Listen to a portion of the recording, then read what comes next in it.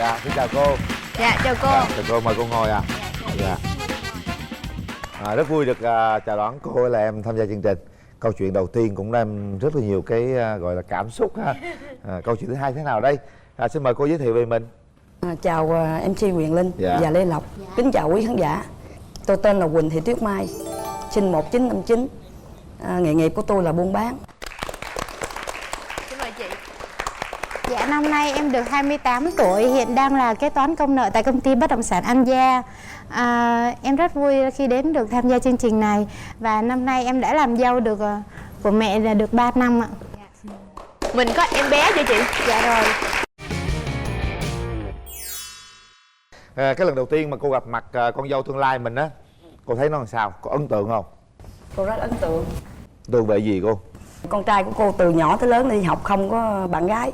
Lần đầu tiên nó dắt về là cô thấy có bạn gái, cô thấy rất là xinh xắn, dễ thương. Cô ấy nói gì với cô? Chào mẹ, chào cô.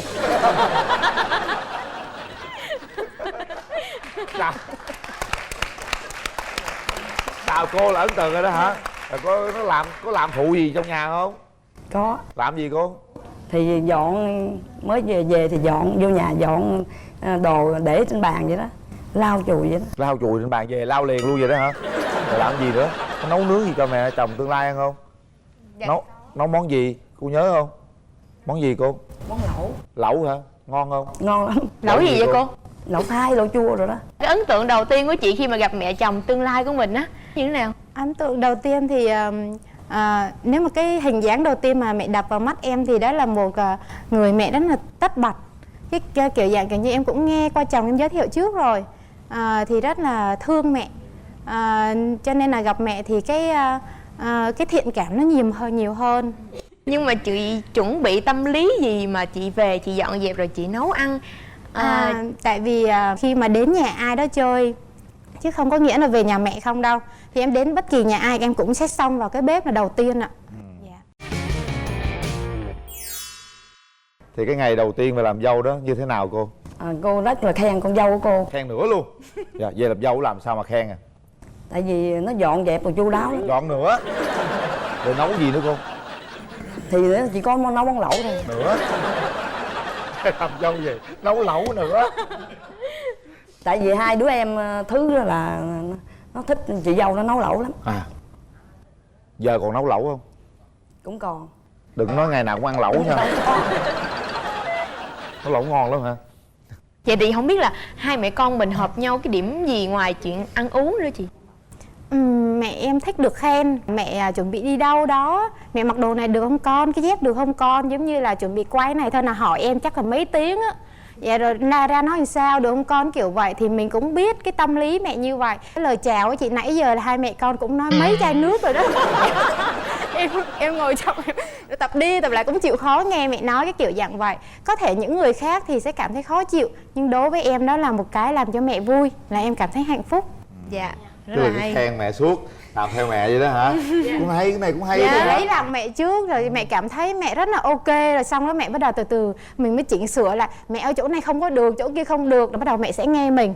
Còn nếu đầu chê liền là thấy bực bội liền là sẽ không nghe. Hay, cái này rất là hay đây. Cái đó là cái tâm lý Dạ. mà chú Linh nghĩ rằng là con cũng nên rút kinh nghiệm. Dạ, đúng rồi. Mình đầu tiên mình kệ mình cứ khen trước đi, không mất lòng ai đâu, nhưng lấy tình cảm trước rồi sau đó từ từ sửa sau. Hay, cái này hay. Rồi còn gì nữa, chuyện gì mà để mẹ chồng thương yêu mà ấn tượng em mãi mãi đến bây giờ luôn? Tại mẹ ấn tượng cái món lẩu, mấy em thích món lẩu, thực ra em về em cũng nấu nhiều món lắm á, mà chắc mẹ quên hết rồi. Con lẩu thôi. Dạ, với lại mẹ hay từ hồi mà mới quen á, chắc mẹ ấn tượng tốt, cho nên mẹ hay đi khoe, cho nên em cũng rất là nhớ đến giờ. Nhưng đi kể đi hàng xóm hay gì đó, con dâu tôi nhưng mà chất về mới quen thôi ạ, cho nên là em cảm thấy rất là thích. Giống như là mình được nâng niu trước khi lấy chồng ạ. Ngoài cái chuyện ưng con dâu về cái lẩu đó, mẹ chồng còn ưng con dâu về điều gì nữa, điểm nào nữa? Con dâu của tôi thì nó lễ phép lắm. Tại vì nó mới về có 2-3 ngày đầu mà ở trong họ hàng rồi nó chưa biết ai tên gì thứ mấy mà nó gật đầu nó chào hỏi. Người nào cũng thưa, cũng là khen hết, mình thấy mình cũng vui lắm. Hai mẹ con có điểm gì không hợp nhau không? Mẹ em thích tám lắm ạ, mà em không có thích nghe chuyện tám. Mới về á, nhiều khi lần đầu ấy còn tha cho tại chưa có nói nhiều ạ. Lần sau về chơi là bắt đầu kể bà kế bên, rồi bà ngoài chợ, rồi bà tùm lum hết á. Rồi xong kể phim á. Sao phản ứng lại bằng cách nào? Dạ em cứ ngồi dạ vâng vậy hả mẹ. Nếu mà mẹ để ý toàn là có cái bài đó không à. Mẹ cũng không biết là em có nghe hay không. Cũng ráng nghe cho mẹ vui. Em ra đi đâu mẹ cũng cảm giác rất là hài lòng về con dâu. Nhưng mà giờ mới dám nói thiệt. Thiệt mà ngồi nghe chuyện người khác hoài cũng mệt đúng không em? Dạ. Nhưng cũng ráng tội nghiệp. Coi bữa nào mình kể mình nhìn qua nó coi nó có thái độ thế nào. Cô ơi, chị lỡ nói vậy rồi cô có muốn kể nữa không? Không mà nói đây cũng vui mà. Đôi khi đó cũng là sự thật đó. Nhưng mà cảm giác gần gũi á chú, Gần nên là gũi hơn nữa. có thể chia sẻ nhiều chuyện. Dễ thương đó chứ. Em là quê ở đâu nha? Em sinh ra ở Kiên Giang.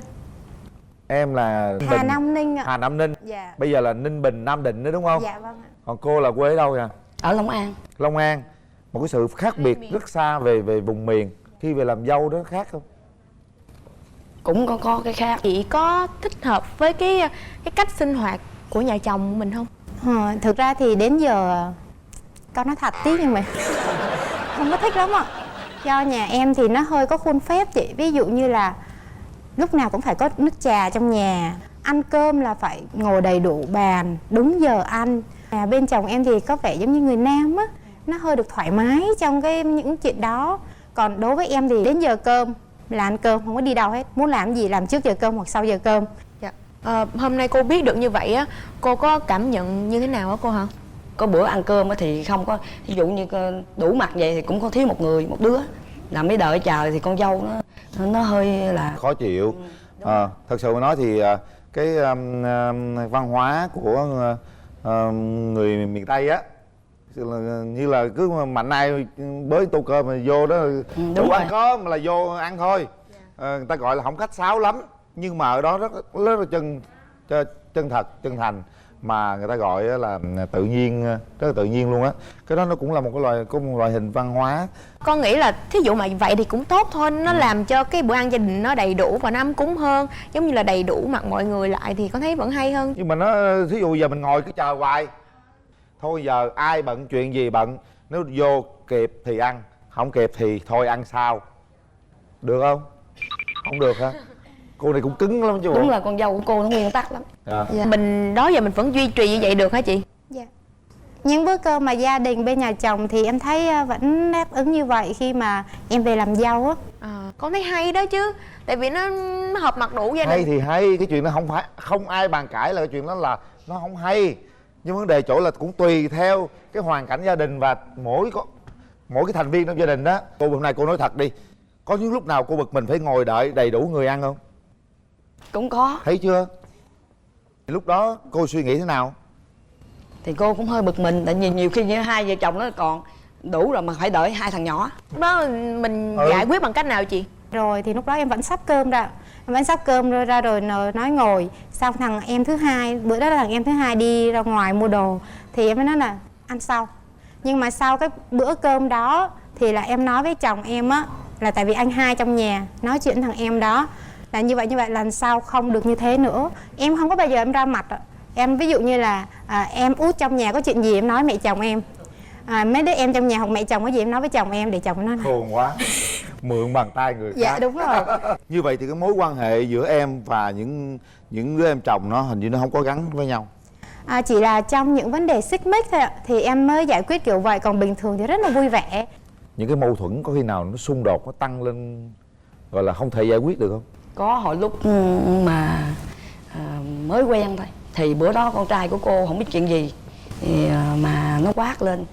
Rồi thì con dâu này nó cũng vùng vằng, nó nổi cáu, nó cứ xách vali đồ nó đi. Con nói thôi con đừng có xách vali đi, xách vali là quần áo đó, con đi về nửa đêm nó hôm. Lúc đó cũng xế chiều rồi, để cái gì mai nói. Rồi sau cô nói 3 tiếng nó nghĩ nó không được, cô mới giận quá, con xách xe ra tới cổng thì dòm vô thì thấy im, là cô mới trở vô. Rồi lúc đó lý do sao mà em cất vali em chở vô? Vợ chồng nên chia sẻ, không nên to tiếng, chứ đừng nói đến gây lộn hay gì đó. Nên là anh to tiếng, em không thể chấp nhận chuyện đó, cho nên là em đã không chấp nhận thì giống như là chấm dứt. Cá tính quá hả? Dạ. Rồi tại sao mà chị bỏ vali chị quay trở lại? Nói chung là em cũng không nhớ rõ cái cảm giác lúc đó lắm, nhưng mà hình như là nó dịu cái cơn xuống hay sao.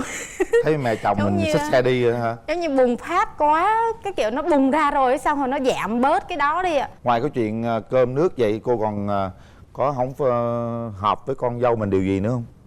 Cũng có. Còn nữa hả? Dạ, điều gì nữa cô? Tại vì cô cũng có một thằng em nó lên Sài Gòn nó học, cũng nhờ vả con trai cô thì cũng ở tạm bợ, nhưng mà con dâu cô cứ cằn nhằn hoài à. Rồi nó đi về ban đêm ban hôm á, kêu thằng kia tắt máy xe, nhưng mà thằng kia nó cũng dạ dạ thôi, rồi con cũng tái diễn hoài. Có vẻ em là hơi nguyên tắc quá đúng không? Em thấy mấy cái đó đúng thì làm theo chứ không có nghĩ đó là nguyên tắc đâu. Sao mà không linh hoạt trong những cái cách giải quyết? Bây giờ mình xem người thứ ba sẽ nói mong muốn điều gì. Mong muốn là trong cái thời gian sắp tới thì hai mẹ con có nhiều thời gian dành cho nhau hơn. Có thể là khi mà rước thằng cu lên trên Sài Gòn rồi thì bà nội sẽ có nhiều thời gian là lên thăm cháu, hay là vợ thì cũng có một cái cách là có thể là về thăm bên nhà nội nhiều hơn, rồi thường xuyên gọi điện hỏi thăm sức khỏe hay là công việc của bà nội. Con thì cũng còn có gia đình, cũng còn có con, có vợ, nên là mong là mẹ hiểu được cái vấn đề mà trong cái khoảng vấn đề khó khăn về tài chính mà đã diễn ra trong mấy năm vừa qua. Và mặt khác thì cũng muốn gửi gắm đến vợ là cũng mong là vợ thấu hiểu là thực sự là mình cũng biết cái vai trò là vấn đề lo cho gia đình nhỏ như thế nào, nhưng mà đôi khi thì cuộc sống mà nhất là gia đình của mình và mẹ mình khó khăn thì cũng không thể nào mà không giúp đỡ. Mong là hai bên sẽ hiểu nhau nhiều hơn. Do cái thời gian đó là em có bầu, vừa phải đi làm nhưng mà còn phải lo vấn đề tài chính trong gia đình nhỏ của em, cảm thấy rất là gánh nặng. Thì thời gian đó hai vợ chồng hay xích mích với nhau. Nhưng mà trong thâm tâm thì em vẫn hiểu được cái tâm tư của anh là rất có hiếu với mẹ, cũng như là rất thương mấy đứa em. Giờ thì nói chung là em chuyển sang công ty mới rồi, cái tình hình khả quan hơn, cho nên là không cãi nhau nhiều vấn đề tài chính đó nữa. Cho nên em nghĩ là sau này cũng không có gặp những chuyện như vậy. Dạ cô, sau khi nghe chị nói vậy á thì cô cảm thấy thế nào cô? Hoàn cảnh của cô nó khó, người ta đủ vợ đủ chồng, còn cô thì có một mình à, kinh tế khó khăn. Qua câu chuyện ngày hôm nay thì cô muốn con dâu mình thay đổi thế nào, và con dâu muốn mẹ thay đổi thế nào, mình cũng cứ chia sẻ thoải mái. Cô thì muốn con dâu cô là thường xuyên về thăm cô, về tại vì cô cũng nhớ cháu lắm. Nhưng mà tại vì bây giờ cô chưa có ổn, cuộc sống cô chưa có ổn dữ. Tại vì cô còn một thằng con út nó chuẩn bị vô giảng đường đại học. Đó, nhưng cô mong là khoảng từ đây tới Tết là cô cũng là mong hai vợ chồng nó cũng thường xuyên về thăm cô với đứa cháu. Cô chỉ mong vậy thôi. Còn chị mong muốn mẹ chị thay đổi điều gì không? Em muốn là mẹ gầy dựng lại cái gia đình bên nhà chồng. Mong mẹ là thể hiện tình cảm dành nhiều hơn dành cho đứa cháu nội. Giống như mấy ngày Tết em về bế cháu, hai vợ chồng bế cháu về á, bà nội cũng không ở nhà, đi làm hoặc là đi này đi kia gì đó. Nói chung đi làm thì mình có thể xin nghỉ Tết hoặc sau đó, thì những ngày Tết mình có thể dành cho gia đình. Em không cảm nhận được là cái tình cảm của mẹ dành cho những đứa con, cũng như là dành cho cháu nội của mình. Cho nên là giống như chồng em cũng mong muốn vậy đó, là mẹ sẽ dành nhiều hơn. Cô có nói gì với những cái điều con dâu mình mới chia sẻ? Thì cô cũng biết mà tại cái nghề của cô là mấy ngày Tết bận lắm, nghề làm thịt nguội có mấy ngày thôi, còn mấy ngày kia thì cô rảnh rỗi, mà mấy ngày kia thì hai vợ chồng nó không có về được. Thì cô có nói rồi, thì cũng như cái năm ngoái thôi, còn năm nay cô cũng ráng cô duy trì là gia đình thì đầm ấm mấy ngày Tết truyền thống, hay là con cái rồi đập hợp lại hết. Cô không có để cho con cô buồn nữa. Dạ. Thôi nói chung cuộc sống thì em cũng phải thông cảm cho bên nội, bởi vì đó cô phải đi làm vất vả những ngày Tết để có thể có đủ kinh phí để tiếp tục lo cho em chồng em đi học vào bước đường đại học. Thì cũng thông cảm điều đó, và mong rằng cô cũng ráng dành một ít thời gian nào đó cho cháu. Mỗi người sẽ chia sẻ chút xíu, thì anh nghĩ thời gian không xa đâu. Gia đình mình khi mà kinh tế nó phát triển tốt rồi đó thì những cái điều này nó sẽ không còn nữa. Cảm ơn cô với em rất là nhiều. Ngày hôm nay chúng ta chia sẻ những câu chuyện mà có thể nói cũng rất là hay. Những cái góc khuất mà hình như là mẹ chồng con dâu chưa chia sẻ lần nào hết. Mong rằng cái sự chia sẻ đó thì chúng ta sẽ giải quyết cho nó đẹp hơn, hoàn thiện hơn. Thôi hôm nay mình hứa gì với mẹ đi, mình làm gì mẹ nó hứa gì nãy giờ mình nói đó.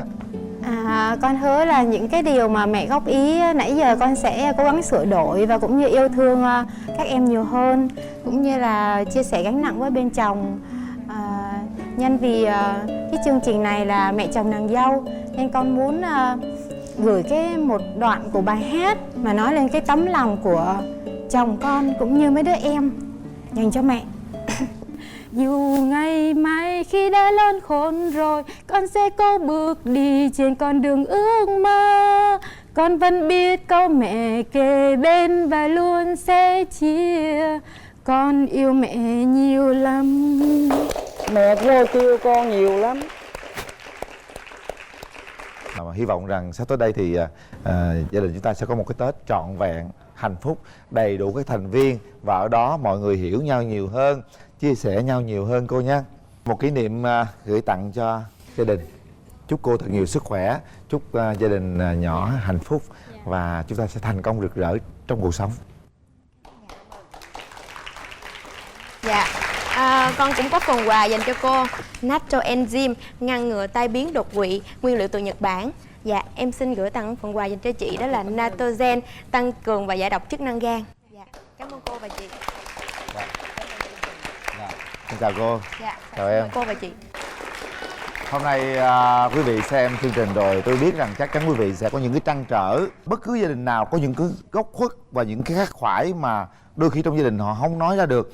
Ngày hôm nay tất cả thành viên gia đình hình như đã nghe được hết rồi. Những cái lời mà mẹ chồng nàng dâu nói với nhau, và chúng ta làm sao để không có những cái điều đó xảy ra nữa. Quyền Linh và Lê Lộc mong rằng kỳ tới sẽ được nghe những câu chuyện hay hơn nữa và ý nghĩa hơn nữa. Là đừng quên khung giờ phát sóng quen thuộc của chương trình, đó là 15h30 thứ Bảy hàng tuần trên kênh HTV7. Chúng ta có thể xem lại chương trình trên kênh YouTube MCV Media hoặc cổng thông tin Lớp TV. Xin được cảm ơn nhãn hàng Tràng Phục Linh Plus đã tài trợ cho chương trình Mẹ chồng nàng dâu. Bây giờ chúng tôi xin chào tạm biệt, chúc quý vị sức khỏe, thành công, hạnh phúc trong cuộc sống. Xin chào.